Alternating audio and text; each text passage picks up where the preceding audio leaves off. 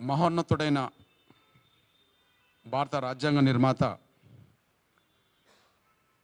Doctor BR Ambedkar గారి సామాజిక న్యాయ పోరాట స్ఫూర్తిని ఈ దేశంలో ముందుకు నడిపించేది మాదిగలే. భారత రాజ్యాంగ నిర్మాత డాక్టర్ బిఆర్ అంబేద్కర్ గారి సామాజిక న్యాయ పోరాట స్ఫూర్తిని, సామాజిక న్యాయ పోరాట రథాన్ని ఈ దేశంలో ముందుకు నడిపించేది మాదిగలు. పీడిత వర్గాలందరి పక్షాన పోరాటం చేసేది ఎంఆర్పిఎస్.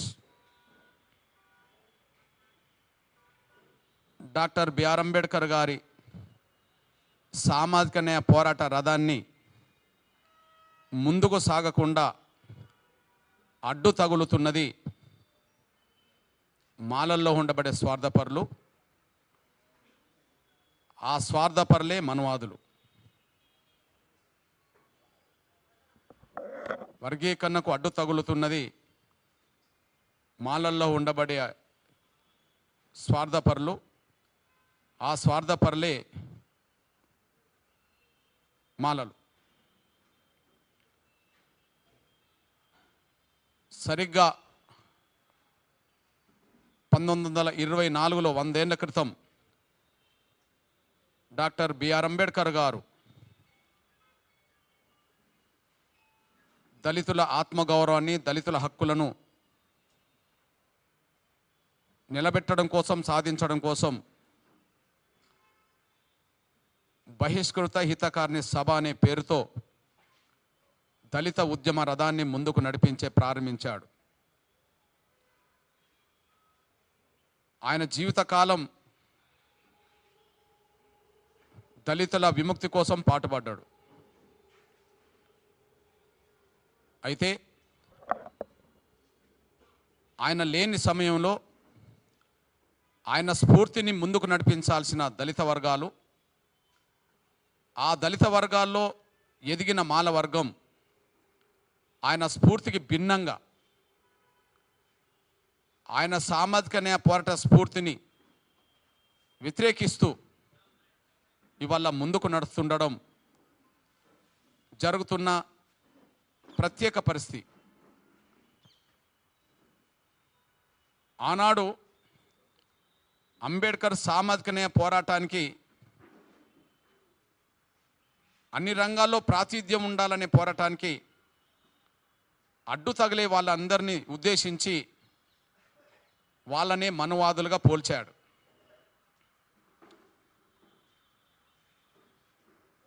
సాటి దళితుల, పేదల హక్కులను హరించే వాళ్ళు ఎవరైనా వాళ్ళు మనువాదులు అవుతారని చెప్పి,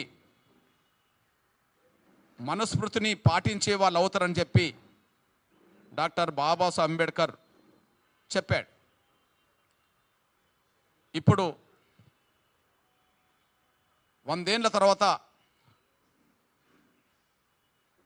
ఆ మనుస్మృతి ఎవరు ఆచరిస్తున్నారు? అంబేద్కర్ కాలంలో మనుస్మృతిని ఆచరించే వాళ్ళు అగ్రకులాలని చెప్పి ఆనాడు అనుకునేవాళ్ళు. కానీ అంబేద్కర్ కాలంలో సామాజిక న్యాయ పోరాటాన్ని ముందుకు నడిపించే పోరాటంలో ఆనాడు అగ్రకులాలు కూడా భాగస్వాములు అయ్యారు.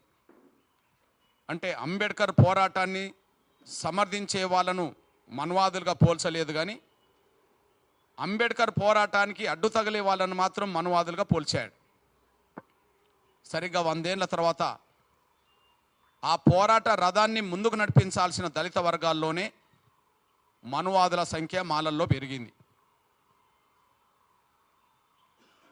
ఆ పోరాట రథాన్ని ముందుకు నడిపించే దళితుల్లోనే, ఆ దళితుల్లో ఉండేబడే ఒక వర్గంలో మనువాద స్మృతిని ఆచరించే వాళ్ళ సంఖ్య పెరిగింది. తోటి దళితుల హక్కులను హరించాలని కుట్రలు చేసే వాళ్ళు ఎవరైనా ఉంటే, వాళ్ళు మాలలు అవుతే వాళ్ళు మనువాదులే. అంబేద్కర్ కాలంలో మళ్ళీ చెప్తున్నాం, దళిత వర్గాల హక్కుల్ని, ఆత్మగౌరవానికి అడ్డు తగిలే వాళ్ళను మనువాదులుగా పోల్చాడు. ఇప్పుడు 100 ఏళ్ల తర్వాత దళితుల్లోనే ఒక ఎదిగిన వర్గం మిగిలిన వర్గాల హక్కులను హరించడానికి కుట్రలు చేస్తున్నప్పుడు, అంబేద్కర్ స్ఫూర్తికి విరుద్ధంగా వాళ్ళు ప్రవర్తిస్తున్నప్పుడు వాళ్ళనే మేము మనువాదులు అంటున్నాం. అందుకు సాక్ష్యంగా ఒక విషయాన్ని గుర్తు చేస్తున్నాం. డాక్టర్ బాబాసాహెబ్ అంబేద్కర్ దళితుల కోసం కేటాయించిన ప్రాతినిధ్యాన్ని ఒకే వర్గం పొందాలని కోరలేదు.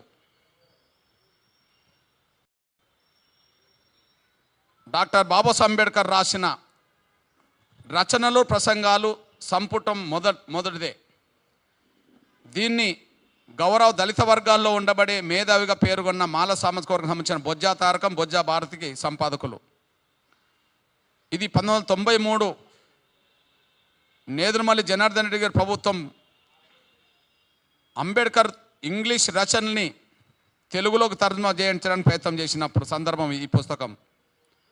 బహుశా ఈ పుస్తకం తెలుగులో వచ్చే సమయానికి ఎంఆర్పిఎస్ కూడా ఆవిర్భావం జరగాలి. 93 ఈ పుస్తకం వచ్చింది, 94లో ఎంఆర్పిఎస్ వచ్చింది. దళిత వర్గాల కోసం కేటాయించబడ్డ ప్రాతినిధ్యం, మనం రిజర్వేషన్లు అంటున్నాం, అప్పుడు అంబేద్కర్ ఎప్పుడు ప్రాతినిధ్యం అనేవాడు. రిజర్వేషన్లు అనే మాట ఇప్పుడు వస్తున్నది, కానీ ఆనాడు డాక్టర్ బాబాసాహెబ్ అంబేద్కర్ ప్రతి రంగంలో దళిత వర్గాల ప్రాతినిధ్యం కోరేవాడు. ఆ ప్రాతినిధ్యాన్ని ఎలా కోరిండు అనే విషయం, మేము చదువుకోలేదు అంటుండ్రు కదా, మాలవర్గంలోనే చదువుకున్న వాళ్ళు ఎక్కువ ఉన్నారని అంటుండ్రు కదా, మరి డాక్టర్ బాబాసాహెబ్ అంబేద్కర్ రాసిన మొదటి సంపుటం చదువుకోవచ్చు కదా. ఆయన సంపుటాలు 15, 20 ఉన్నాయి కదా. నేను 15, 20 గురించి మాట్లాడతలేను కదా. మీ సభల్లో, మీ మాటల్లో ఎంఆర్పిఎస్ ఉద్యమ నాయకత్వాన్ని కించపరచడానికి చదువుకోలేనోడు అని మాట్లాడుతున్నారు కదా. నేను చదువుకోలేని మాట వాస్తవమే, కానీ డాక్టర్ బాబాసాహెబ్ అంబేద్కర్ మొదటి సంపుటిని మాత్రం చదివి వినిపిస్తా. మీలో చదువుకున్న వాళ్ళు మేధావులు ఎక్కువ కదా, మీరు మొదటి సంపుటాన్ని చదువుకుంటే బాగుండేదని నేను కోరుతున్నా. మీరు స్వార్థపరులు కదా, మీరు సామాజిక అంశానికి మీరు విరుద్ధం కదా, అది చదువుకోలేరు. అందులో ఏమున్నదో చెప్తున్నా నేను.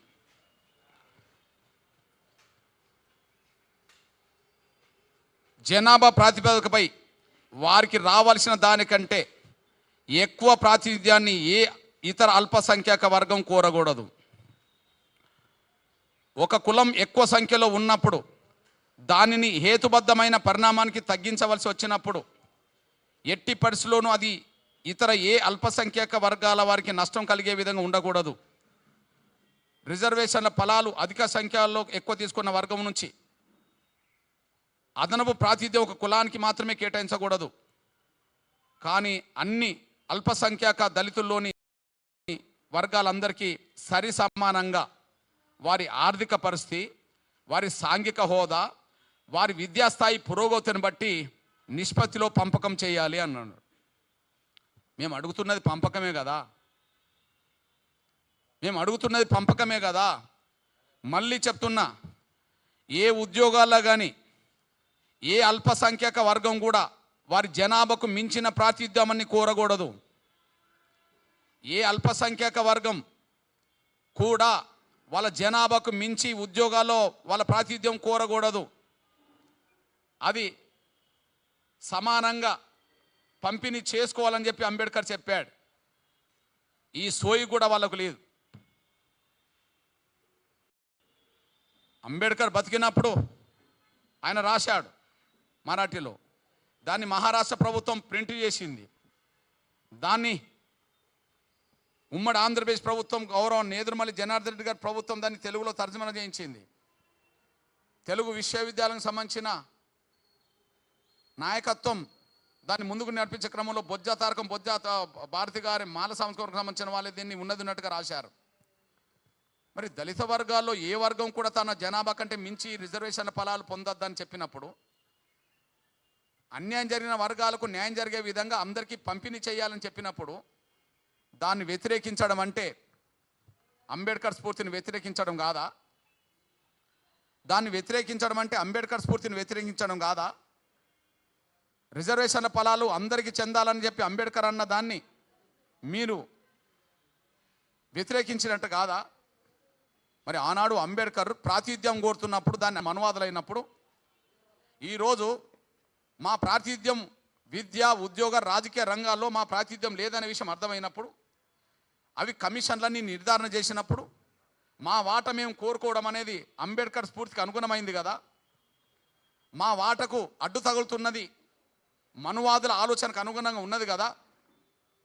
నేను గమనించింది ఏంటంటే అంబేద్కర్ కాలంలో 2 వర్గాలు ఉన్నాయి అగ్రకులాల్లో. ఈ దేశం మొత్తం మీద ఆధిపత్యం మేమే చేస్తాం, దళిత వర్గాలకు హక్కుల్ని అడ్డుకుంటామని చెప్పి ఒక వర్గం అంటే, అదే అగ్రకులాల్లో దళిత వర్గాలకు న్యాయం జరగాలి అని చెప్పి అంబేద్కర్కి అండగున్న రోజులు ఆ రోజు ఉన్నాయి. అంబేద్కర్ అగ్రకులాలందరినీ మనువాదులు అనలే, అంబేద్కర్ పోరాటానికి అడ్డు తగిలే వాళ్ళని మనువాదులు అన్నారు. ఇప్పుడు ఎవరైతే వర్గీకరణ జరగనీయమని ఇప్పటికీ మాట్లాడుతున్నారో, ఎవరైతే వర్గీకరణను అడ్డుకుంటామని ఇప్పటికీ మాట్లాడుతున్నారో వాళ్ళే మాత్రమే మనువాదులు. వాళ్ళందరూ మనువాదులే మేము స్పష్టం చేస్తున్నాం. అంటే అంబేద్కర్ పోరాట స్ఫూర్తిని, అంబేద్కర్ సామాజిక న్యాయ పోరాట రథాన్ని ఈ దేశంలో ముందుకు నడిపించేది మాదిగలు, పీడిత కులాలందరి పక్షాన పోరాటం చేసేది మాదిగలు. అంబేద్కర్ సామాజిక న్యాయ పోరాటాన్ని అడ్డు తగిలేటోళ్ళు ఇక్కడ మాలలు, స్వార్థపరులైన మాలలు. వాళ్ళు అంబేద్కర్ వారసులు ఏనాడు కాదు, అంబేద్కర్ను అవమానిస్తారు వాళ్ళు. మేము అంబేద్కర్ గారి మీద మాట్లాడుతున్న సమయంలో అంబేద్కర్ ఒక సందర్భంలో 4-5 సందర్భాల్లో మహర్లతో మీటింగ్ పెట్టిండి అన్నాం, తప్పేం లేదు. అది కూడా అంబేద్కర్ రాసిన గ్రంథాల్లోనే ఉన్నది కాబట్టి. దళితులందరి కోసం పోరాటం చేసిన మాట ఎంత వాస్తవమో, డాక్టర్ బాబాసాహెబ్ అంబేద్కర్ కొన్ని సందర్భాల్లో తన సొంత కులస్తులైన మహర్లతో మీటింగ్ పెట్టిన వాస్తవం కూడా అంతే వాస్తవం. అది ఒక సందర్భంలో మహర్లతో మీటింగ్ పెట్టింది అంబేద్కర్ అన్నాం, అది ఇంకా 100 సార్లు అంటాం, తప్పేం లేదు. కానీ అంబేద్కర్ మహర్ల కోసం మీటింగ్ పెట్టినా దళితులు పీడిత వర్గాలందరి కోసం పోరాటం చేశాడు. ఎంఆర్పిఎస్ మాదిగల కోసం మీటింగ్ పెట్టినట్టు కనిపిస్తున్నా దళితుల్లో మెజార్టీ కులాలకు న్యాయం కోసం పోరాటం చేస్తున్నాం. అంటే అంబేద్కర్ వారసత్వాన్ని, అంబేద్కర్ పోరాట స్ఫూర్తిని ముందుకు నడిపించేది. డాక్టర్ బాబాసాహెబ్ అంబేద్కర్ ఒక మాట అన్నాడు, నేను తీసుకొచ్చిన ఈ రథాన్ని ఎవరైనా ముందుకు నడపండి, ముందుకు తీసుకెళ్ళండి. నేను ఇక్కడ రథాన్ని తీసుకొచ్చి ఇక్కడ పెట్టాను, దాన్ని ముందుకు నడిపించండి, కానీ వెనుకకు లాగద్దు అని అంటాడు. ఇక్కడ అంబేద్కర్ వారసత్వాన్ని ముందుకు నడిపించేది, అంబేద్కర్ సామాజిక న్యాయ పోరాట వారసత్వాన్ని ముందుకు నడిపించేది, రథాన్ని ముందుకు నడిపించేది తెలుగు నేల మీద మాదిగలుగా ఉన్నారు. దేశవ్యాప్తంగా మాదిగలు దానికి నాయకత్వం అవుతున్నారు. కానీ అంబేద్కర్ పోరాట రథానికి అడ్డు తగిలే వాళ్ళు, వెనుకకు నెట్టేసే వాళ్ళు ఇక్కడ మాలలు అనే విషయం కూడా, అందులో స్వార్థపరులైన మాలలు అనే విషయం కూడా మేము గుర్తు చేస్తున్నాం. ఇకపోతే డాక్టర్ బాబాసాహెబ్ అంబేద్కర్ను వాళ్ళు గౌరవిస్తారా, అవమానిస్తారా? డాక్టర్ బాబాసాహెబ్ అంబేద్కర్ను వాళ్ళు గౌరవిస్తారా, అవమానిస్తారా? నేను అంటున్నా, జపం చేయడం కాదు, అంబేద్కర్ పట్ల జపం చేయడం కాదు. నిన్న డాక్టర్ బాబాసాహెబ్ అంబేద్కర్ను వేదిక సాక్షిగా అవమానించారు. నిన్న డాక్టర్ బాబాసాహెబ్ అంబేద్కర్ను వేదిక సాక్షిగా అవమానించారు. సోదరులారా, వాళ్ళు డాక్టర్ బాబాసాహెబ్ అంబేద్కర్ పక్కన బాబు జగజీవన్ రామ్ ఫోటోను కూడా ఉండనివ్వరు. అంబేద్కర్, బాబు జగజీవన్ రామ్ సమకాలికులుగా పనిచేసినారు దళితుల కోసం. కార్మిక శాఖకు మంత్రిగా బాబు జగజీవన్ రామ్ ఉంటే, న్యాయశాఖ మంత్రిగా ఏకకాలంలో అంబేద్కర్ ఉన్నారు నెహ్రూ ప్రభుత్వంలో. రాజ్యాంగ నిర్మాణంలో 4-5 సబ్ కమిటీలో 2 భాగస్వాములు ఉన్నారు. రిజర్వేషన్ల సాధన కోసం పోరాటం అంబేద్కర్ చేస్తున్న సమయంలో అండగా నిలబడ్డ కాడ బాబు జగజీవన్ రామ్ ఉన్నారు. అంటే అంబేద్కర్కు సమకాలికుడైన బాబు జగజీవన్ రామ్ ఫోటోను అంబేద్కర్ పక్కన పెట్టడానికి మాత్రం అంగీకరించారు. కానీ నిన్న వేదిక మీద ఎవరైతే నిన్న వేదికను నడిపించారో, ఎవరైతే మాలల తరపున మేము ఉన్నామని చెప్పి మాట్లాడడానికి ముందుకొచ్చారో, వాళ్ళ తండ్రి గారి ఫోటో వేదిక మీద పెద్దగా పెడితే అంబేద్కర్ ఫోటో చిన్నగా పెట్టారు. వెంకటస్వామి గారు ఈ దేశానికి సేవలు ఏం చేసిండో తెలియదు, కానీ రాజ్యాంగ నిర్మాత డాక్టర్ బాబాసాహెబ్ అంబేద్కర్ ఫోటో కింద ఉంటే వెంకటస్వామి గారి ఫోటో పెద్దగా ఉన్నది, పైన ఉన్నది. ఇదేనా అంబేద్కర్ గారి పట్ల మీ గౌరవం? ఇదేనా అంబేద్కర్ గారి పట్ల మీరు ఇచ్చే గౌరవం? మీ ఫోటోలో సాక్షిగా అంబేద్కర్ను ఎక్కడ నిలబెట్టినట్టు చేశారు, వెంకటస్వామి గారిని ఎక్కడ నిలబెట్టినట్టు చేశారో ఇంతకంటే సాక్ష్యం ఏం చెప్పాలా? అంటే అంబేద్కర్ను అగౌరవపరిచే కాడ మీరే ఉన్నారు. అంబేద్కర్ సామాజిక న్యాయ పోరాట రథాన్ని అడ్డుకునే కాడ మీరే ఉన్నారు. అంబేద్కర్ను గౌరవించే కాడ, అంబేద్కర్ సామాజిక న్యాయ పోరాట రథాన్ని ముందుకు నడిపించే కాడ మాదిగలు ఉన్నారు, ఎంఆర్పిఎస్ ఉన్నది. ఈ విషయాన్ని మేము స్పష్టం చేస్తున్నాం అనే విషయం కూడా మీ దృష్టి తీసుకొస్తున్నాను నేను. ఇక పోతే వేదిక మీద మాట్లాడిన మాల లీడర్లు ఎక్కువ మంది కాంగ్రెస్ పార్టీలో ఉండబడే మాల లీడర్లు, ఎక్కువ మంది కాంగ్రెస్ పార్టీలో ఉండబడే మాల లీడర్లు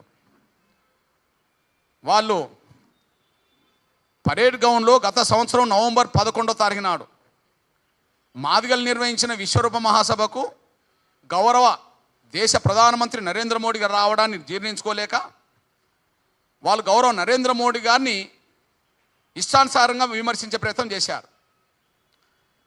నేను అంటున్నా, ఏ సంవత్సరం, ఏ దశాబ్దం, ఏ పార్టీలో ఉండే లీడర్లకు అసలు ఏ పార్టీ విధానం ఏందో తెలియకుండా పోయింది. నిజంగా మీకు ఈ తెలుగు నేల మీద, ఈ దేశంలో ఎస్సీ వర్గీకరణను ధైర్యంగా వ్యతిరేకించే పార్టీ లేదు. అన్ని పార్టీలు ఎస్సీ వర్గీకరణ సమర్థిస్తున్నాయి. మీకు నిజంగా వర్గీకరణను అడ్డుకుంటామనేది మీ ఆత్మసాక్షిగా నిజమైనప్పుడు, వర్గీకరణ అడ్డుకుంటామనేది మీ ఆత్మసాక్షిగా నిజమైనప్పుడు మీరు కాంగ్రెస్లో ఎందుకున్నారు? వర్గీకరణ దళితుల ఐక్యతకు విఘాతమని మీరు మాట్లాడేవాళ్ళు, ఎస్సీ వర్గీకరణ దళితుల ఐక్యతకు విఘాతం అని మాట్లాడేవాళ్ళు. మరి ఆ విఘాతం అనే ఆ అంశాన్ని ముందుకు నడిపించింది కాంగ్రెసేగా. ఇప్పుడు నిన్న మీటింగ్ పెట్టిన ఆయన తండ్రి ఏ పార్టీలో ఉన్నాడు? కాంగ్రెసేగా. ఇప్పుడు మీటింగ్ పెట్టిన ఆయన ఏ పార్టీలో ఉన్నాడు? కాంగ్రెసే కదా. వాళ్ళ కొడుకు ఏ పార్టీలో ఉన్నాడు? కాంగ్రెసే కదా. మరి ఈ దేశంలో ఎస్టీ వర్గీకరణ మొదలు చేసింది కాంగ్రెసే కదా. మేము 94లో ఎస్టీ వర్గీకరణ ఉద్యమాన్ని ఇక్కడ మొదలుపెట్టినాం. కానీ 1975లోనే పంజాబ్లో ఉండబడే కాంగ్రెస్ ప్రభుత్వం, జైల్ సింగ్ గారు ముఖ్యమంత్రి ఉన్న కాలంలోనే వర్గీకరణ చేశారు కదా. పంజాబ్లో 1975లోనే ఎస్సీ వర్గీకరణ చేసింది కాంగ్రెస్ ప్రభుత్వం కదా. మరి మీ అయ్య ఎట్లా ఉన్నాడు, మీ నాన్న ఎలా ఉన్నాడు కాంగ్రెస్ పార్టీలో? మీరు ఎలా ఉన్నారు ఇప్పుడు కాంగ్రెస్ పార్టీలో?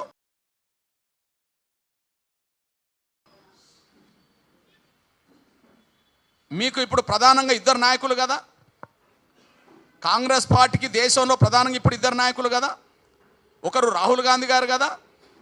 మరి రాహుల్ గాంధీ గారే గౌరవ నరేంద్ర మోడీ గారు 2023లో వచ్చిండు విశ్వరూప మహాసభకు. కానీ 2018లో అసెంబ్లీ ఎన్నికల సమయంలోనే గద్వాల్ బహిరంగ సభలో రాహుల్ గాంధీ గారు ఎస్సీ వర్గీకరణను పూర్తి చేస్తామని మాట్లాడిండు. మరి 2018 ముందా, 2023 ముందా, 75 ముందా, 2023 ముందా? 1975లో ఎస్సీ వర్గీకరణ చేసింది కాంగ్రెస్ ప్రభుత్వం.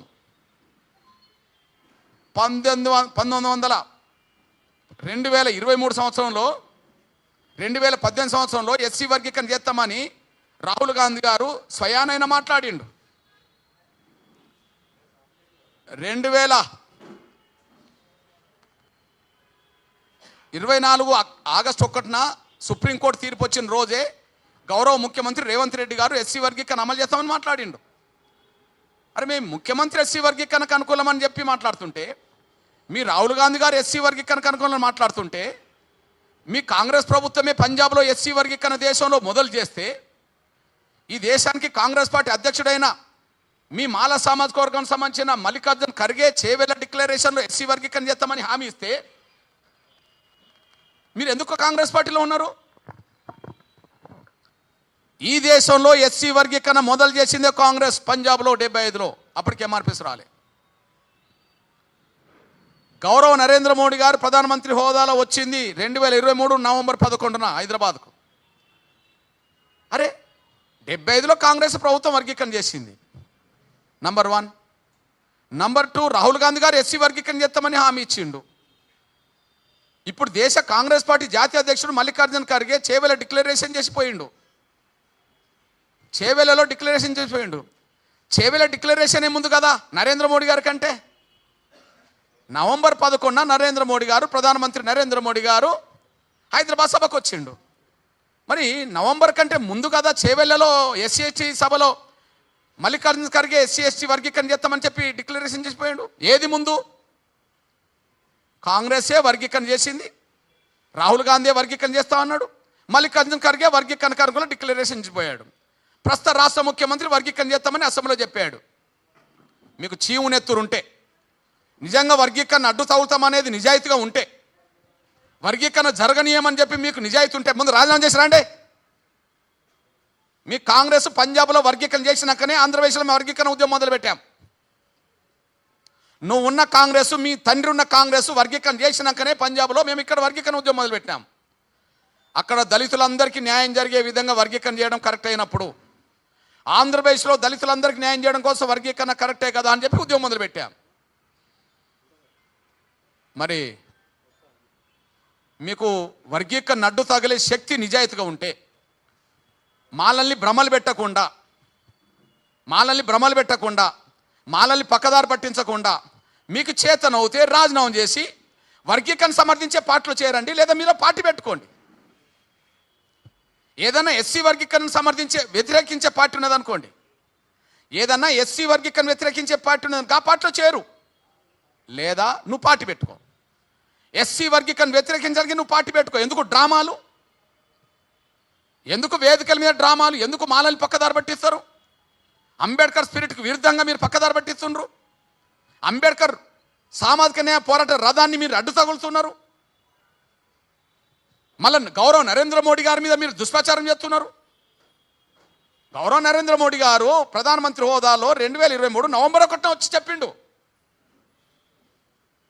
మరి 23 ఎప్పుడు? 1975 ఎప్పుడు? 23 ఎప్పుడు?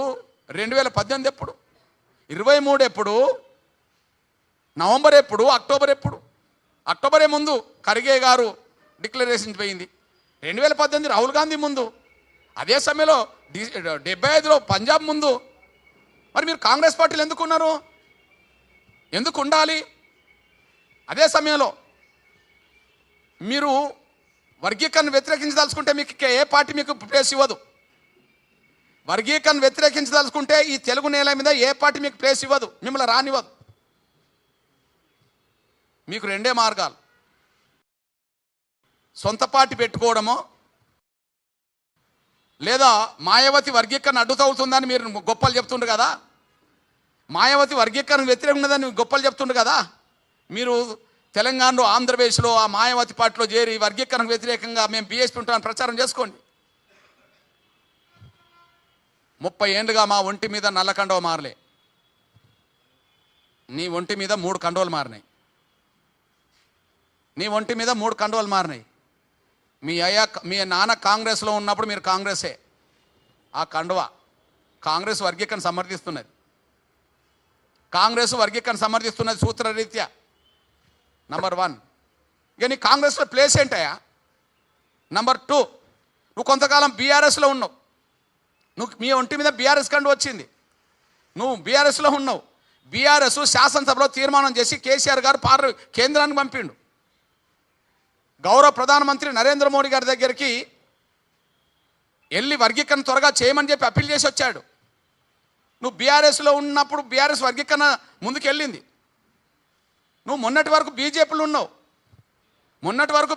ఉన్నావు. బీజేపీ నిర్దిష్టంగా 3 దశాబ్దాలుగా వర్గీకరణ సమర్థిస్తున్నది. 94 మొదలుకొని ఇప్పటి వరకు ఎస్సీ వర్గీకరణ ఉద్యమంలో బీజేపీ ప్రధాన పాత్ర పోషిస్తున్నది. నువ్వు బీజేపీలో కూడా ఉన్నావు. నువ్వు బీజేపీలో ఉన్నా బీజేపీ వర్గీకరణకు అనుకూలమే. నువ్వు బీఆర్ఎస్ ఉన్న వర్గీకరణకు అనుకూలమే, నువ్వు కాంగ్రెస్లో నాడున్నా నేడున్నా వర్గీకరణకు అనుకూలమే. ఇంకా నువ్వు ఏ పార్టీలు ఉంటావు? సిపిఎంలో చేరవు, నువ్వు సిపిఐలో చేరవు, నువ్వు వేరే పార్టీలో చేరవు. ఒకవేళ ఉత్తరప్రదేశ్లో మాయావతి వర్గీకరణకు వ్యతిరేకంగా ఉన్నదని మాట్లాడుతున్నప్పుడు ఆమె పార్టీని ఇక్కడ బలపరచడానికి మీరు బీఎస్పీలో చేరండి, మాకు అభ్యంతరం లేదు. ఇక్కడ కూడా మీ కులతత్వం ఉంటే ఆమె మాదిగ కాబట్టి ఆమె మాదిగ పార్టీలో మేము ఎందుకు చేరుతామని మీరు అనుకుంటే కొత్తగా పార్టీ పెట్టుకోండి. కొత్తగా పార్టీ పెట్టుకొని వర్గీకరణ అడ్డు తగులుతామని చెప్పి మాలలను కూడా కట్టుకోండి. అప్పుడు మీరు అంబేద్కర్ దృక్పథానికి దూరమైన వాళ్ళు అవుతారు, సమాజం కూడా గుర్తిస్తుంది. అంబేద్కర్ దృక్పథానికి మీరు దూరమైన వాళ్ళు అవుతారు, సమాజం కూడా గుర్తిస్తాయి. కాబట్టి మొసలు కన్నీరొద్దు, మిమ్మల్ని పార్టీలు సమర్థించేది లేదు, ఏ పార్టీ సమర్థించదు. అందరూ మళ్ళా చెప్తున్నా, అగ్రకులాల్లో అంబేద్కర్ వాదులు ఉన్నారు, మాలల్లో మనవాదులు ఎక్కువైనరు. అగ్రకులాల్లో అంబేద్కర్ వాదుల సంఖ్య పెరిగింది, మాలల్లో మనవాదుల సంఖ్య పెరిగింది. మళ్ళీ భయం ఏం లేదు. ఎందుకంటున్నానంటే అంబేద్కర్ రిజర్వేషన్ల కోసం ప్రాతినిధ్యం కోసం పోరాటం చేస్తున్న సమయంలో అగ్రకులాలు అంబేద్కర్ను సమర్థించిన వాళ్ళు ఉన్నారు. గాంధీ అంబేద్కర్ మధ్య జరిగిన పూనా ఒడంబడిక ఫలితమే ఇప్పుడు రిజర్వేషన్లు అవుతే ఆ రిజర్వేషన్లు నాటి నుంచి నేటి వరకు అమలు జరగడానికి సహకరించిన వాళ్ళు అగ్రకులాలు ఉన్నారు. ఇక బీసీలా నా బీసీ సామాజిక వర్గాలు ఎస్సీ బీసీ వర్గీకరణ అమలు చేయించుకుంటున్నారు ఇక్కడ. కాబట్టి బీసీల వర్గీకరణకు అనుకూలమే. ఆనాడు అంబేద్కర్కు అండగా నిలబడ్డట్టుగానే అగ్రకులాలు ఈనాడు వర్గీకరణకు అగ్రకులాల సమాజం కూడా అండగా నిలబడుతున్నది. ఆనాడు అగ్రకులాలు అంబేద్కర్కు అండగా నిలబడ్డారు, ఆయన వేదికల మీద అగ్రకులాలు కనిపించినాయి. కొంతమంది వ్యతిరేకించిన వాళ్ళు ఉండవచ్చు, కానీ అనుకూలంగా ఉండేటోళ్ళు అంబేద్కర్ మీటింగ్లో ఉన్నారు. ఇగో ఈ కాలంలో అంబేద్కర్ పోరాట రథాన్ని ముందుకు తీసుకెళ్తున్నది ఎంఆర్పిఎస్ అయినప్పుడు వర్గీకరణ పోరాటాన్ని న్యాయం అని చెప్పి అగ్రకులాలు సమర్థిస్తున్నాయి. ఇక్కడ బీసీలు సమర్థిస్తున్నారు, బీసీలు వర్గీకరణ అమలు చేయించుకుంటున్నారు, ఎస్టీలు వర్గీకరణ సమర్థిస్తున్నారు, ముస్లింలు వర్గీకరణ కోరుకుంటున్నారు. ఎందుకంటే ఏబిసిడి ఈలో ముస్లింలో వచ్చింది రాష్ట్రంలో. చివరికి దళితుల్లో 59 కులాలు ఉంటే మీరు ఒంటరి వాళ్ళు. చివరికి దళితుల్లో 59 కులాలు ఉంటే మీరు ఒంటరి వాళ్ళు. దళితుల్లో ఉండబడే 58 కులాల హక్కులు హరించేటోళ్ళు కాబట్టిగానే మిమ్మల్ని ఏ పార్టీ సమర్థించట్లేదు. మీ వేదిక మీదకి ఏ పార్టీ లీడర్లు రారు. దళితుల్లో మెజారిటీ కులాల హక్కును హరించాలని మీరు అనుకుంటున్నారు కాబట్టిగానే, దళితుల్లో రిజర్వేషన్ ఫలాలు ఎక్కువ పొందుతున్న వాళ్ళు మీరే అనే విషయం గమనించారు కాబట్టిగానే మిమ్మల్ని ఏ పార్టీ సమర్థించదు, ఏ సామాజిక వర్గం మీ వెనక రాదు. చివరికి దళితుల్లో ఉండబడే మెజారిటీ కులాలు మీకు దూరం ఉన్నాయనేసి మీరు మర్చిపోద్దని కూడా గుర్తు చేస్తున్నాను. నేను ఒక మాట చెప్పాలంటే దళితులందరికీ దూరం చేసేది మనవాదులే. మాలలందరూ వర్గీకరణ వ్యతిరేకిస్తున్నాను నేను అన్నాను, కానీ వర్గీకరణ వ్యతిరేకించిన వాళ్ళు మాత్రం మనవాదులే. మళ్ళీ చెప్తున్నా, 100 ఏళ్ల క్రితం రిజర్వేషన్లను ప్రాతినిధ్యాన్ని వ్యతిరేకించిన వాళ్ళను మనవాదులతో అంబేద్కర్ పోల్చిండు. ఈనాడు ఆయన వారసత్వాన్ని ముందుకు నడిపించి అందరికీ పంచాలనే కాడ మేము ముందుకెళ్తున్నప్పుడు దీన్ని అడ్డు తగులుతున్న వాళ్ళు మనవాదులు అవుతారు. ఆనాడు అగ్రకులాలందరూ మనవాదులు కాదు, కానీ అంబేద్కర్ రథాన్ని ముందుకు నడపకుండా అడ్డు తగిలిన మనవాదులు. ఈనాడు వర్గీకరణను వ్యతిరేకించే మాలలు మనవాదులే, మాలలందరూ కాదు. ఆ వేదిక మీద మాట్లాడిన వాళ్ళు వర్గీకరణ రద్దు కావాలని చెప్పి మీటింగ్లకు వచ్చేటోళ్ళు మనవాదులే. వాళ్ళు సోయిండే వచ్చారు. అంటే అగ్రకులాల్లో అంబేద్కర్ వాదుల సంఖ్య పెరిగింది, మాలల్లో మనవాదుల సంఖ్య పెరిగింది.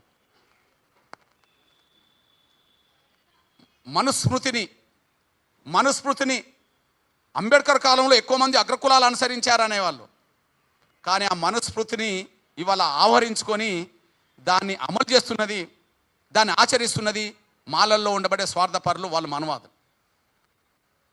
ఇది స్పష్టం. ఇకపోతే ఈ దేశ అత్యున్నత న్యాయస్థానంను వ్యతిరేకిస్తున్నారు వీళ్ళు. నేను అంటున్నా, మొసలు కన్నీరు వేదిక మీద మాలలు మొసలు కన్నీరు ఏం కడుతున్నారంటే, సుప్రీంకోర్టు తీర్పునట అంగీకరించారట, పార్లమెంట్లో బిల్లు పెట్టాలంట. మరి బిల్లు పెట్టమని అడగంగా ఎవరన్నా అద్దన్నారా? మేము ఎస్సీ వర్గీకరణ సంబంధిస్తున్నాం, బిల్లు పెట్టమని కోరుకోండి. మేము ఎస్సీ వర్గీకరణ సంబంధిస్తున్నాం, బిల్లు పెట్టమని కోరుకోండి.